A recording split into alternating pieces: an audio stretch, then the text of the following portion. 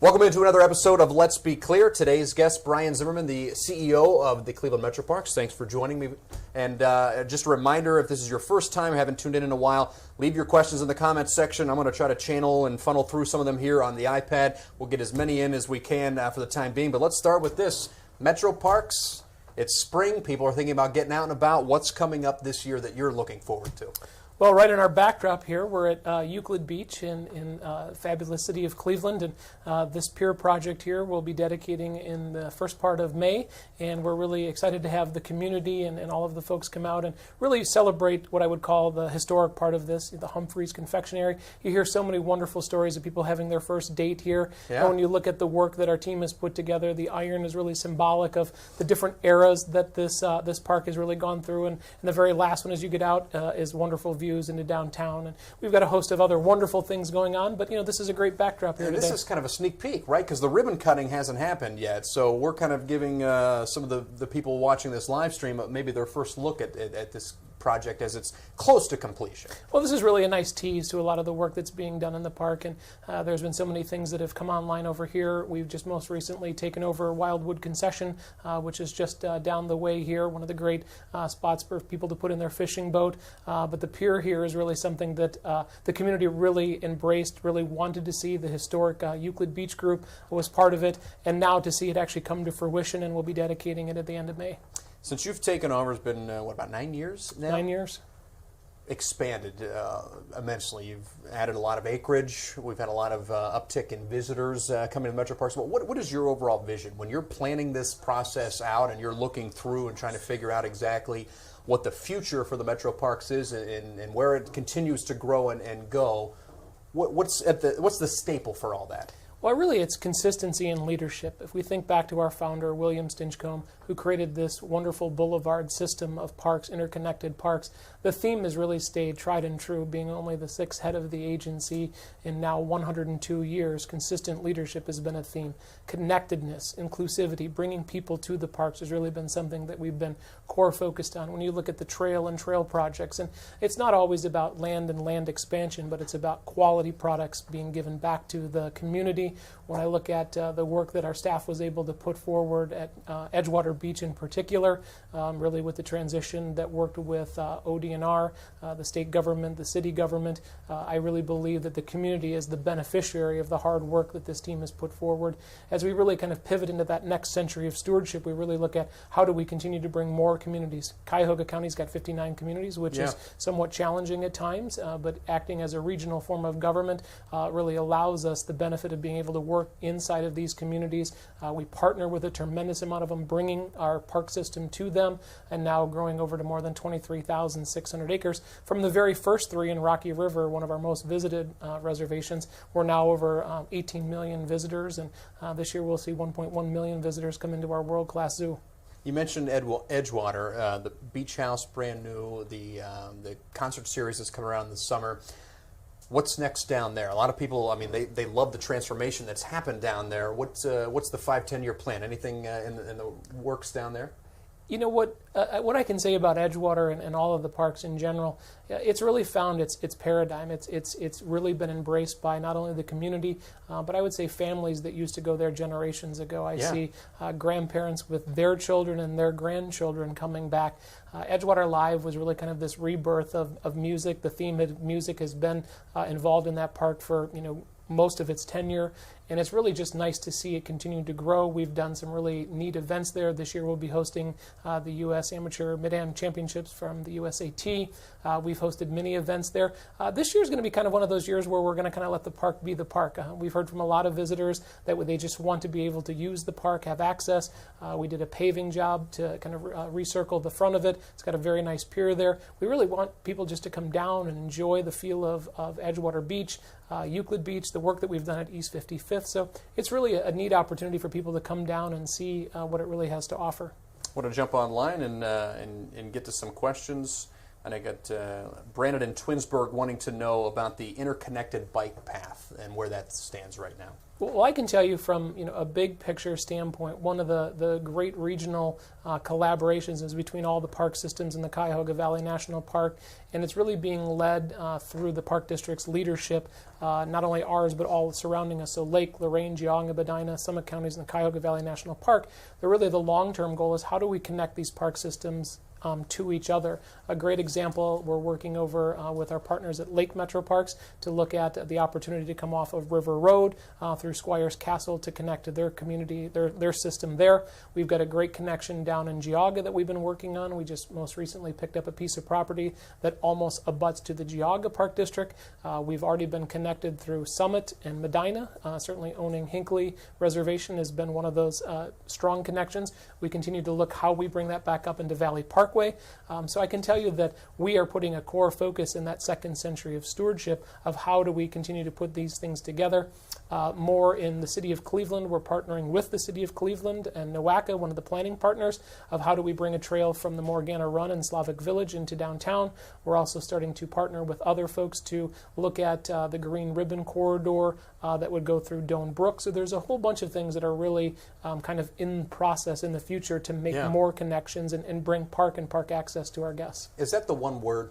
Connectivity. I mean, if you had to really pin what you're trying to do and what the Metroparks have been very successful at, it's making sure everything has some sort of connection where I can get on a bike here or start jogging here and really not have to stop. And it's not only just using the word connectedness in the relationship to the park, but it's connecting people to nature, connecting people to education, connecting people to recreation. So when we really look at it, it is a theme. It's all about access of how do we continue to grow people into the park district with the world being more on demand now. And when you think of smartphones and all these other things, how do we continue to have that pure park experience? And we can do that by connecting folks to nature. We do a tremendous amount of school programs through our wonderful nature centers. We continue to provide classroom work through CMSD and our fifth graders at the zoo. So connectedness is definitely a theme. Access is certainly a theme that we talk about in the themes of our conservation, education, and recreation kind of pillars of the agency. I want to jump back online here and see what sort of questions we may be having coming in here.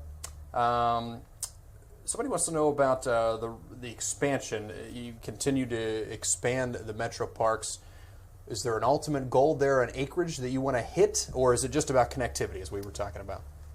What I find really interesting, having come here from Milwaukee 10 years ago, well, 9 plus in 2010, the system itself was very well thought out and very well designed, and the blueprint, I can say, is about 80% complete.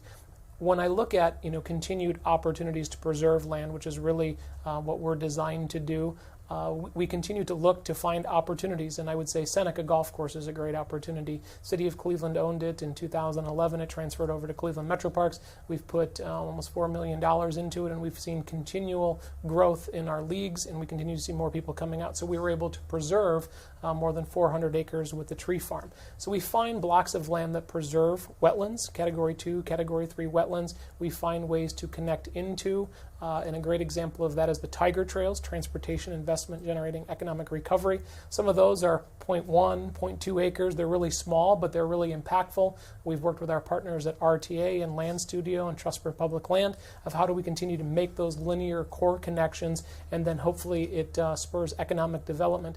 What I find, one of the most fascinating things is that we produce over $873 million worth of economic impact, and that's done through a wide variety of different ways, through carbon sequestration, stormwater runoff, proximate principle, which is land closest or adjacent to high-quality parks, and one of my favorites is really the health benefits.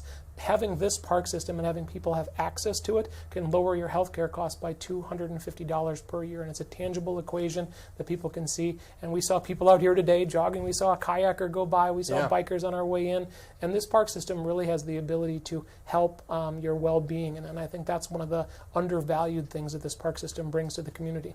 When you're trying to expand, how hard is it to try to work and maybe outbid this company that wants that land for this or that? Is there a back and forth there, or how does that process play out? It's really interesting. A lot of times we have landowners with a conservation bent.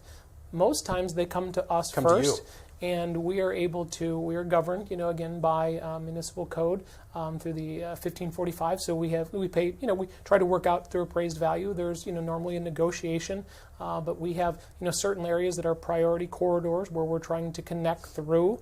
We try very hard to value the taxpayer dollars. We use funds like Clean Ohio that are able to parlay funds to purchase property to preserve and protect. We also look at land and water conservation. We most recently partnered in Strongsville on a bat mitigation money, and so we find very creative ways that do not use taxpayer funds to the fullest degree. We try to leverage on a 1 to 4. So if we bring in $1 million of our land budget, we try to maximize up to $4 million worth of land. As we partnered with the city of Cleveland, those came on 99-year leases for $99 total. So we find ways to be very creative to bring land in to protect, really enhance, and then really be able to give them back to the community. So we find very creative ways to purchase and preserve land in perpetuity. Let's talk about the water. You go to a lot of big cities and they have, the duck that takes you up through and tours. And now we're kind of getting into water taxi. We got the kayak rentals. What's your long-term plan on try to utilizing Lake Erie? Well, I can tell you when I first came here in 2010, I thought that was one of the least used assets, and it was really an opportunity for Cleveland to continue to grow and embrace. When we look at the opportunity, the water taxi was one of those things where when you look at what I would say the separation of the east and west bank of the flats, the challenge is from the mouth of the Cuyahoga all the way to the Center Street Swing Bridge, there's no way to get across. Right. And the vision, we may have been just a little bit ahead of it when we put it in, but the East Bank Flats was coming online. And we really had this vision that has really come to shape now with the Tiger projects, the Cleveland Foundation Centennial Lake Link Trail, the work that we're doing to connect Edgewater Park back to Whiskey Island. We're building the bridge to come back over Whiskey Island across the railroad tracks to Willow Bridge. We're working through Cleveland Metropolitan Housing Authority through arguably one of the first projects that put public housing in. And then we're bringing that, threading it back through Irishtown Bend to our Merwin's Wharf facility, then all the way back to the towpath, which is an asset. So we found really creative ways, but to be able to go east-west side of the Cuyahoga River, one of the other very unique benefits that we found is a lot of people just had not seen the Cuyahoga River from the Cuyahoga River. And so we run a lot of tours coming out of Merwin's Wharf. They sell out almost immediately. Doug Kuzak, one of our interpreters, is absolutely fantastic on the history of the river. And it's absolutely fascinating to see people come off and be able to recite and tell the history of why it was so important. J.D. Rockefeller, Standard Oil, all the things that have gone on down there. And now how there's this balance of ArcelorMittal, and they're supporting us this year.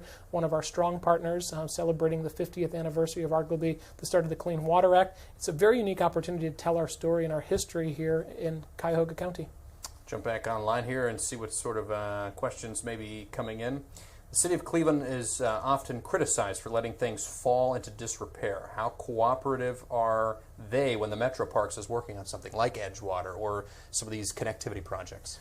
We have had a very strong relationship with Mayor Jackson and Council President Kelly and all of the council members.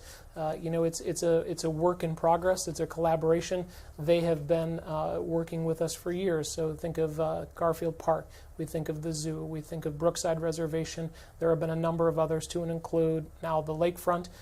They have been a partner of ours, and we're proud to continue to own land, not only here, but in all the other municipalities. Question coming in, Chris from Duck Island wanting to know, is there another American city that you're kind of modeling this after, or are you're carving Cleveland into Cleveland? This is Cleveland, and it's authentic Cleveland, and the residents have been telling us and guiding us along the way. Certainly I've spent time in Milwaukee, I've spent time in Chicago, I've been in San Francisco, but there's no place like Cleveland, and we're really proud to be able to deliver these projects to make the connections that people really want to see, the Lakefront Bikeway, the connection that's happening there, that's connecting the assets. That's why we were competitive with the Tiger Grant, the Transportation Investment Generating Economic Recovery, is because we were being able to close the gap on a bunch of projects that just hadn't really seen that level of connectedness before. So the roadmap is authentically Cleveland, and that's just fine with me. Are there other cities, Brian, coming to you and saying, what are you doing there, and how can I model that and where I'm at? And who are they? Who's coming to you? Well, I can tell you, as the 4-time national gold medal champion, we have a lot of folks that come in and visit us. Most recently, we've had Huron-Clinton Metroparks from the greater Detroit area. We've had folks in from Baltimore, Maryland. We just most recently hosted the Special Park District Forum, which brought people from East Bay out in San Francisco, folks from Mecklenburg County, from Miami-Dade, all over the country here just a few years back to really see what we were doing. And I will tell you, our park district tries to lead in a lot of ways. We have a tremendous amount of support from the community, and we continue to try to find ways to give back in a very prophetic way to add green space to people's lives. Is this what you've always wanted to do? I mean, you speak very passionately about all this, the way that some people speak about music or about art, or there's a calling. When did you know I want to get into parks? I never really said no kind of in the leadership realm of things. I started out actually building golf courses, and I grew up on a big farm, and I really enjoyed being in the outdoor realm, and having taken on a number of responsibilities in my last position in Milwaukee, working with 156 parks, a marina, 15 golf courses. This was one of those things where when you have a chance to impact somebody's life, whether it be the very first time they see the amphibians, the cross down in Brecksville, or the very first time they get to hand feed a chickadee, or to be able to take a piece of lettuce and feed something to the giraffe, it's truly our opportunity to talk the next generations of the Aldo Leopolds and Gaylord Nelsons who think about Earth Day, and it's our awesome responsibility for the time that we're here to try to continue to grow that pool of environmental citizens. You're only, what, is it the sixth? Sixth head of the agency. Head of Cleveland Metroparks. When it's all said and done and you move on, what do you want your legacy to be? What is the word or phrase that you hope people associate with you and your time?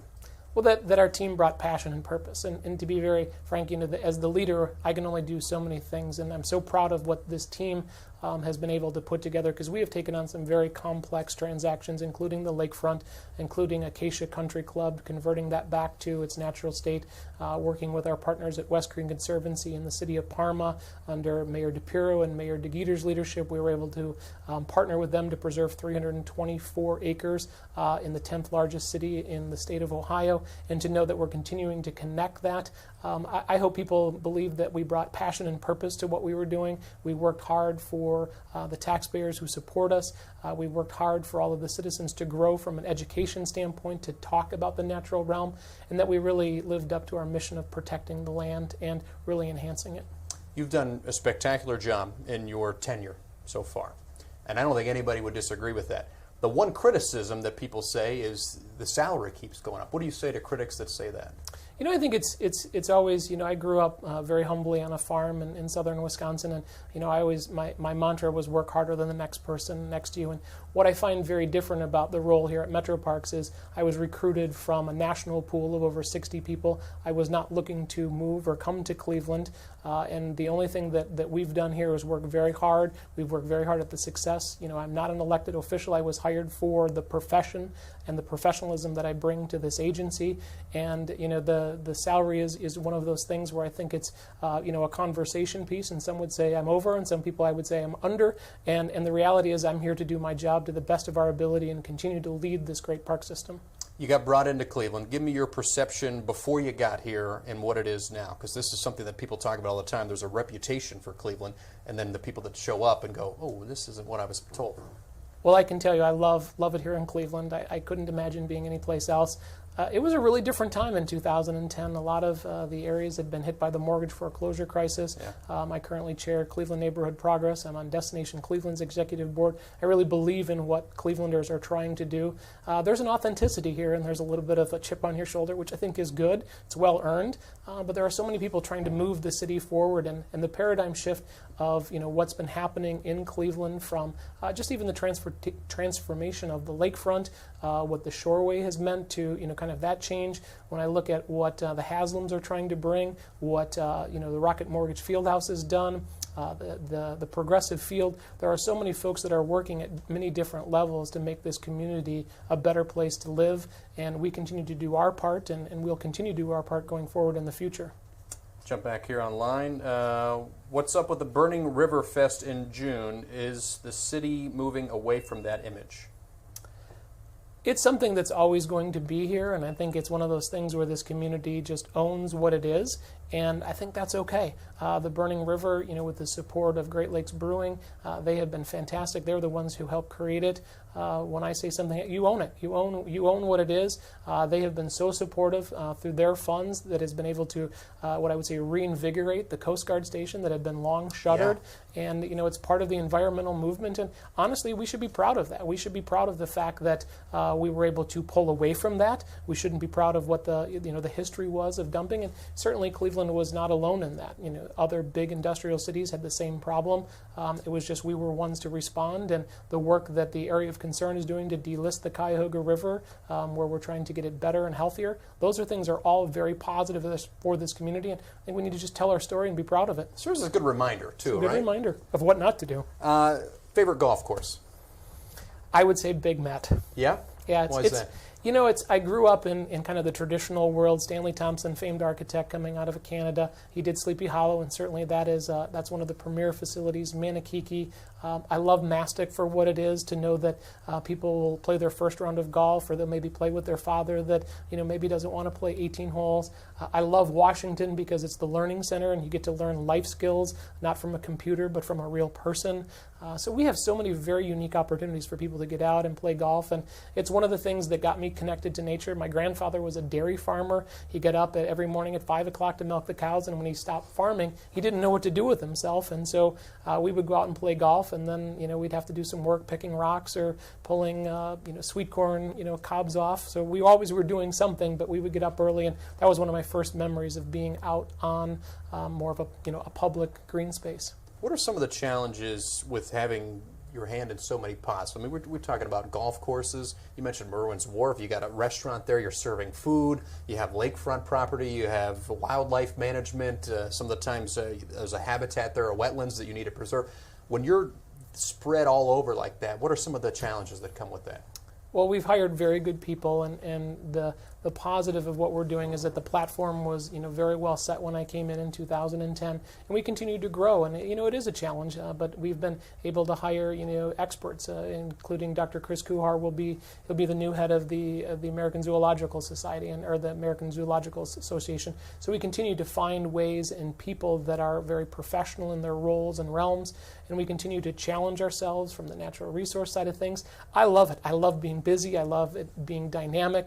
We continue to try to grow and find new ways. One of the projects that I'm most proud about that we're working through, one of our grantees, is we're doing augmented and virtual reality. We're being able to take park experiences, we're being able to film them and take them to people that are getting cancer treatment, patients that are at the hospitals. We're also taking them to hospice so they can put on the glasses and they're able to actually have a park experience, whether it's climbing Fort Hill stairs, even though they can't get there anymore. And so we're finding very different ways to continue to connect with people. We challenge ourselves, we applaud ourselves in being very nimble and being able to pivot and get things done for this community. So I absolutely love it. I think our team is at their best when they're busiest.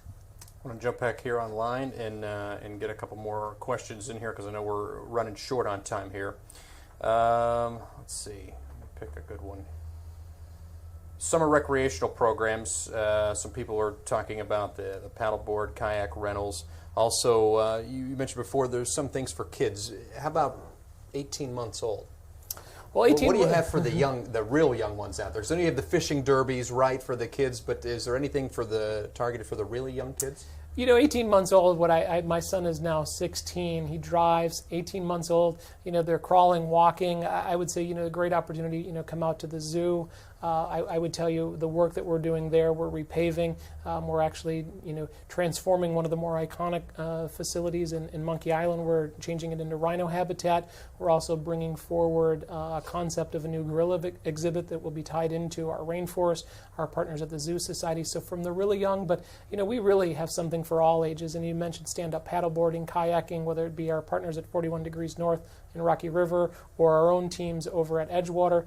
We really have an opportunity to connect people. Our nature centers do so many programmatic elements, and we really are something for all seasons because it's not just, people think of the summer, I've got to get out and use the park. Right. It's like we've got fat tire bicycle racing, we've got mountain biking, we've got so many unique opportunities. We just put in some new holds down at Hinckley, so for some rock climbing experiences. We've got boats for rent down at the Hinckley Lake Boathouse. So this is a very dynamic, well-used, and well-loved system.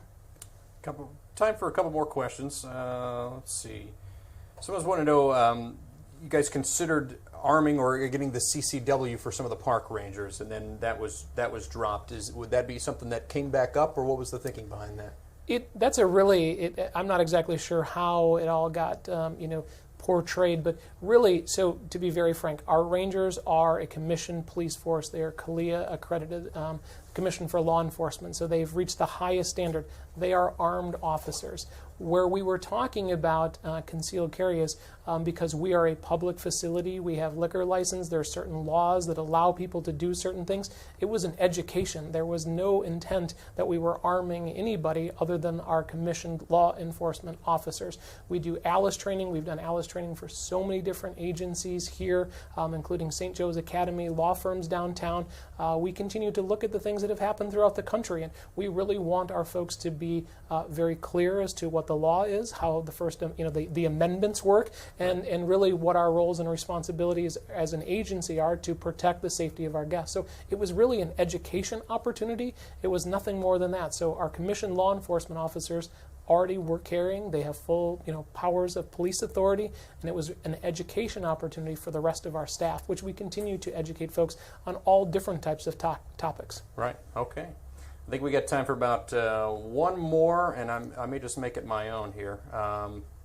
So let's do this. 10-year plan. Give me your vision. Cleveland Metroparks in 10 years. What's it going to look like? 10 years from now, I would really hope that we can look back and reflect on how we continue to connect not only the city of Cleveland, but the inner ring suburbs to the main spines. And one of the great assets that we talk about is the towpath, and we just completed a trail that goes up Warner Hill a few years back through Cuyahoga Heights and Garfield Heights. So I would really like us to look back and say we really worked hard at it. Now, I will tell you, it takes a tremendous amount of planning and forethought because of the way the funding cycles go, and NOAC under Grace Gallucci's leadership has been absolutely fantastic to help lead some of those efforts. The park districts that surround us all believe in that interconnectedness. Marcy Kaptur, one of our congresswomen, David Joyce, they believe in the connectedness. There's a conversation to connect all the way out to Pittsburgh. There's conversations to connect to Columbus. So in the next 10 years, we're going to lay a lot of the groundwork to make more connections, and then we hope to continue to execute on the work that we've started. I got one quick last one. You're in a glass truck. Doesn't happen every day. You want to break any news or anything that you want to reveal, or just giving you the option? We have my marketing team that's out here with us, and we have a lot of really wonderful things coming up, so stay tuned. But we're really proud that we're bringing Asian Lantern Festival back this year, a totally different show. It was one of those things where it was really authentic Cleveland. Yeah. People got to come see the zoo that hadn't been there in so many years. We've got some unique opportunities to do a few more things, so stay tuned. Brian, thank you so much. Absolutely. We appreciate it, and we also thank you for being a part of Let's Be Clear.